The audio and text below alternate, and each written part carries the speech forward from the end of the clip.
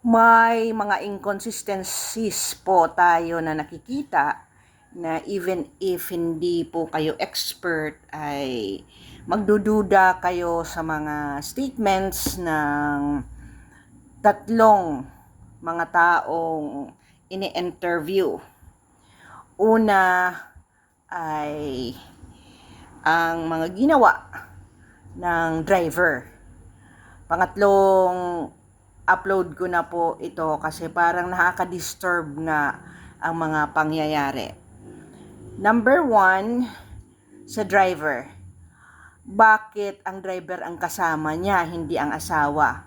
For one who is stressed or depressed, ang isang taong may ganong problema na nasa buong mundo ang aircast ng kanyang participation ay hindi pa babayaan ng isang nasa membro ng pamilya.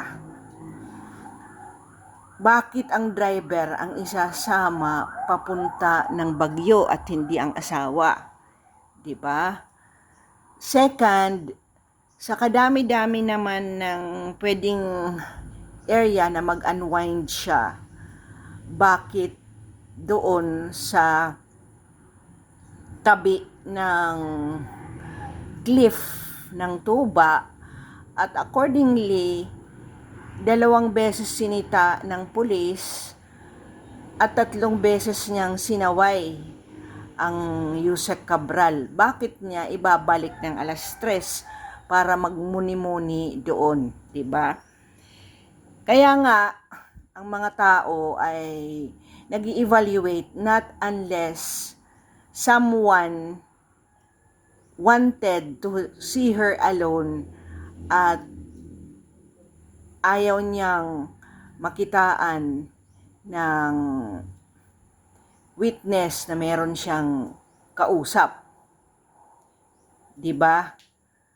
Pangalawa, bakit hindi mo i-share sa mga loved ones mo ang supposed data? Kasi shinare ni Yusek Cabral kay Congressman Liveste na sa budget ng 2024 wala pang approval ng budget ay meron ng mga project contractors na nakatoka kung sino ang hahandle ng projects na yun. At ang nakaka-shock pa ay nag-selfie moment muna ang driver bago niya iniwan. At ang pinakagrabe talaga, bakit mo iiwanan ang undersecretary na Cabral na ang kanyang bag at ang kanyang cellphone ay nasa sasakyan? Paano makakatawag yun kung magkaroon ng change of mind or kunin mo na ako dahil iniwan? Bakit iiwanan? 'Di ba? Na parang sobra na yatang hindi nakakatuwa yung ginagawa. Ngayon, somebody from a resident in that area saw him buy a cigarette and smoked around that area. Bakit nagtagal siya doon? Kung ikaw ba naman, hindi lang ba ako, ma'am, sige, magmuni-muni ka lang, dito lang ako, I will just watch over you, di ba? So, hindi talaga sa normal na tao, na kahit hindi ka naman investigador, hindi po normal ang sinabi ng driver na to. Punta tayo po sa asawa. Bakit po nung spontaneous na tinanong siya, do you think nag-suicide? Sabi niya, hindi. Automatic ang response niya, hindi mag-suicide yon, baka aksidente ka. Kasi parang an afterthought told him na, hindi talaga nag-suicide yun. Pero, baka aksidente. Now, nakakagulat dahil before siya nag-waiver sa autopsy at sa DNA ay marami muna siyang ayaw na gawin, di ba? Could it be na orchestrated, sabi ng mga tao?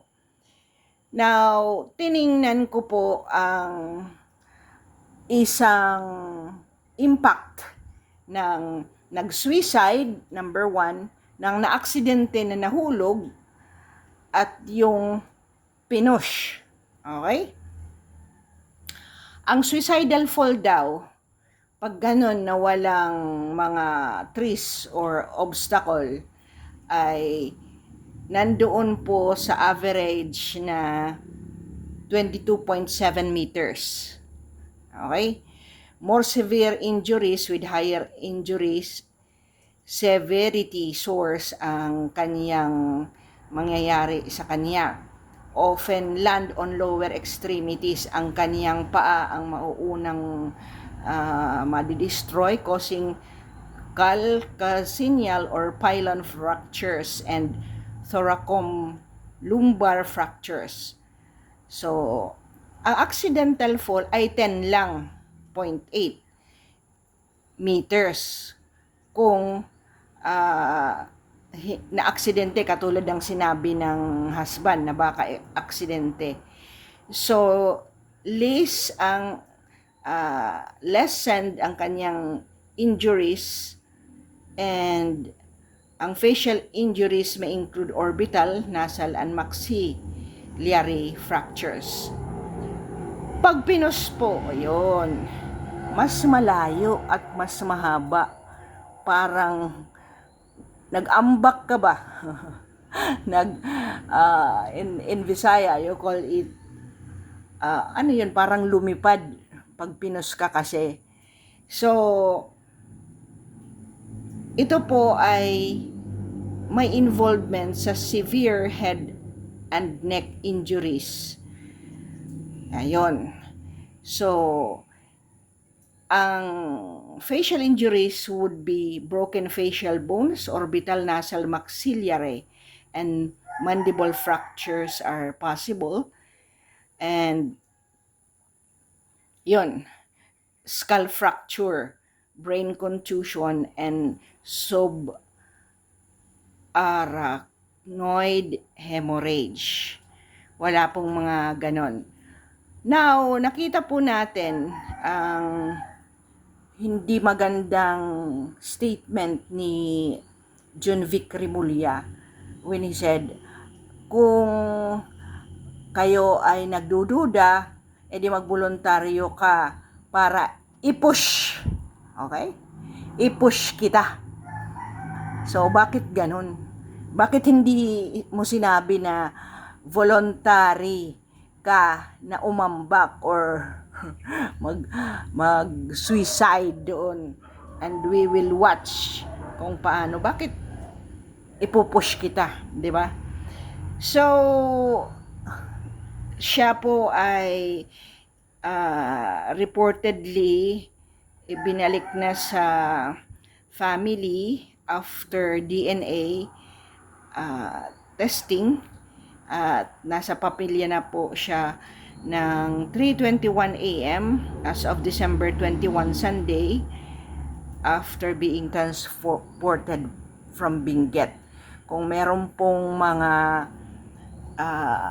vlog before na blind item na may USIC, na may suicidal tendencies, bakit hindi po inalagaan? At pumunta pala ito si Cabral kay Ombudsman Rimulya, bakit hindi inalagaan ang taong ito after ICI when she did not appear? Pumunta siya kay Boying Rimulya. Balik tanaw po kayo sa time na pinatay si Ninoy Aquino, na si Galman sa Agraba Commission po ay nalaman na hindi si Rolando Galman ang pumatay kay Noynoy Aquino, kung hindi naka-frozen na ang kanyang katawan at inilagay lang doon ang kanyang katawan. So, ang mga tao ngayon ay nagsusurmise, could this be the same thing na hindi talaga siya ay ang taong nandoon? Bakit pinicturan parang meron munang memory or ebidensya na siya nga yung nandoon, at bakit malayo, di ba? Bakit malayo ang pagkuha? O yan ba ay hudyat na ang driver ay nagsasabi, nandito na siya, you can come here, at hindi kami makaporma ng umaga, at yun.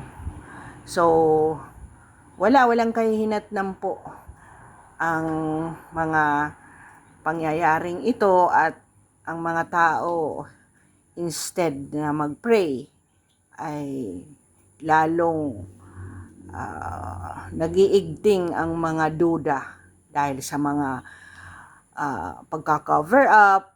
At ang susunod ko po ay ang mga namatay na mga DPWH, hindi lang sa Manila, kundi pati sa ibang areas ng Pilipinas.